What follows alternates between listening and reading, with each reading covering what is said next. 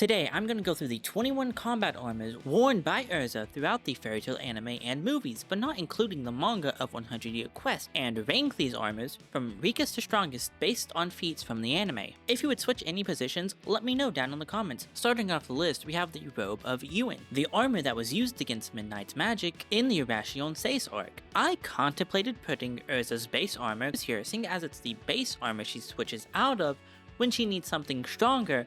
But looking at the Robe of Yuan, its only property is its elasticity. The use of this armor was super situational, and I don't see it having more protection or strength compared to the base armor, which is our number 20 spot. For the reason I just mentioned, it is a basic armor that doesn't seem to have any unique abilities, like some of the other armors on the list. While it has had many design changes over the years, its core function has stayed the same. Which one is your favorite? Time to talk about, in my opinion, the ugliest armor in the whole show, that being the Giant Armor. This armor was revealed in the Galuna Island arc in order to break the false sky. It is also used briefly in the Pandemonium fight and Azuma fight. Both of these fights are the ones that show Erza switching between the most sets of armor. It also shows many more armor weapon combinations, which makes it harder to rank as technically the weapons are interchangeable and shouldn't affect armor rankings. But to keep it simple, I'm going strictly off the original weapon that was shown with the armor's first appearance. Back to the Giant Armor. It has the special ability to enhance throwing power, mostly with a lance throw. Now, if two Ursas fought, one in this armor and another in one of the previous two, would Giant win?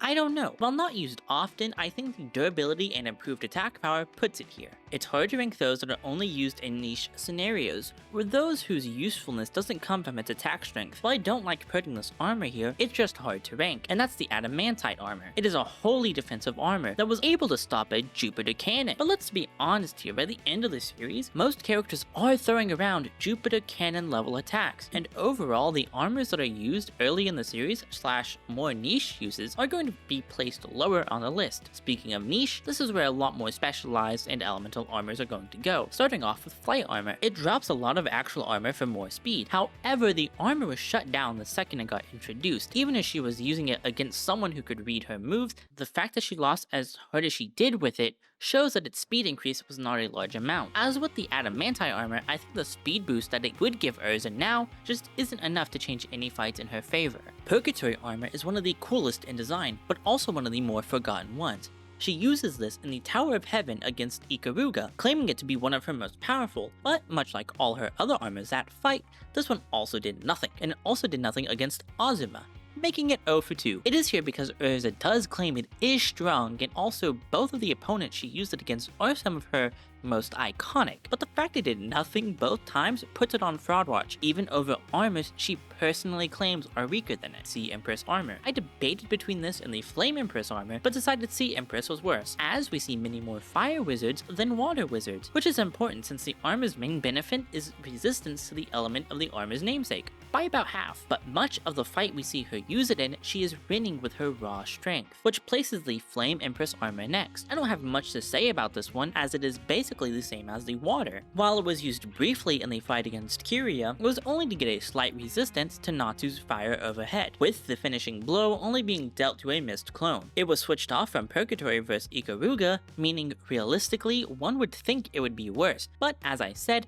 Purgatory is on fraud watch. Lightning, in my opinion, is the strongest. I could make the unfair argument that Flame was used against Natsu and Lightning was used against Loxus, so clearly it is stronger, but I mean, come on, obviously she would use the elements' respective armors. You would think Wind would be next, but it's not. I'll talk about why when I get there, but for now let's switch over to the Blackwing armor. This one is one of the most OG, as it was used in the fight against the Lullaby Demon. It was also used against Hades, with its main power to deliver strong strikes. I think in the life or death scenario against Hades and wanting to jump him, ending the fight before it even begins, and her choosing this armor for that particular purpose puts it pretty high. Let's go over to the Shining Star armor. When not being a flashbang, it has the power to emit a strong blast of energy. It is one of the more versatile armors and used more often than most others before it on this list. Back again for another of Erza's self-proclaimed strongest armors, we have the Armadura, or Fairy armor. Its one and only fight was against Erza Nightwalker, who seemed to be on equal footing with our Erza. The armor broke with this encounter, so it is safe to assume that this armor is equal to Erza in the Daedalus arc. Now let's talk about another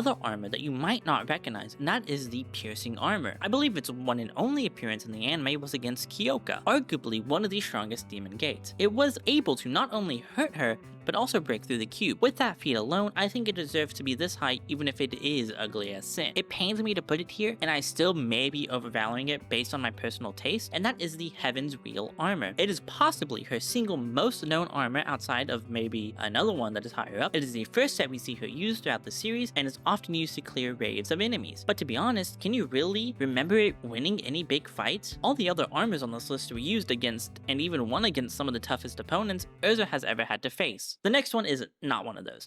The Wind God armor is hard to place. While it wasn't the reason Aegea was defeated, the fact that it was worn in confidence against a Spriggan 12 puts it in a league above the other elemental armors, but I can see why you don't rate it as highly. The Ataraxia armor was the first requip we see used by Erza in the final season. It was used against the cursed sword user from Avatar. The fact that Erza decided this armor instead of, let's say, Heaven's Wheel leads me to believe it is stronger. As she no-diffs the Avatar guy, I struggle to scale him to others in this series, but I think this is a safe pick. I was conflicted on whether to add the next armor as it was used in the Dragon Cry movie, which I saw in theaters with my parents at 14 years old, but the movie is considered canon and takes place between the Avatar arc and the Alvarez arc. The Celestial armor is one of the most interesting pieces shown through the series, as when armors have the capacity to use a certain element, it usually results in basic magic like fire or water. But with this, she can use heavenly body magic, the same as Jalal, levels of magic that made Jura flinch in the Grand Magic games. So while it was only used once, I think it should be here. The next one is probably the most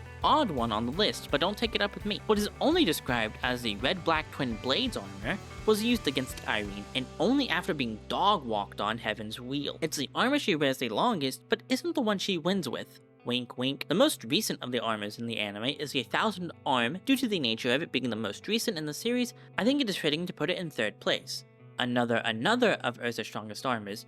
This time it has a lot more merit. This armor is one rarely used, not because it was cast by the wayside, but because in lore, it consumes vast amounts of magic power and can only be worn by those who have unlocked their second origin. Its power is basically to cut through anything, having sliced through Minerva's space magic and also being the armor that took down Aegea. With 2 wins against opponents as grand as those, especially with how looming they were in their respective parts of the series, it takes the silver medal. Was there a doubt in anyone's mind what number 1 would be? While it is hard to even call it armor, the Clearheart clothing is synonymous with Erza and is one of her most iconic armors along with Heaven's Wheel. The entire history of this armor represents Erza's growth as a character. It builds on the entire reason for the Tower of Heaven arc. Her character before this point has always been trying to run away from her past and feeling like she needed armor in order to feel safe. The shredding of that armor is obviously symbolic that she no longer needs to run and face her problems head on with her friends.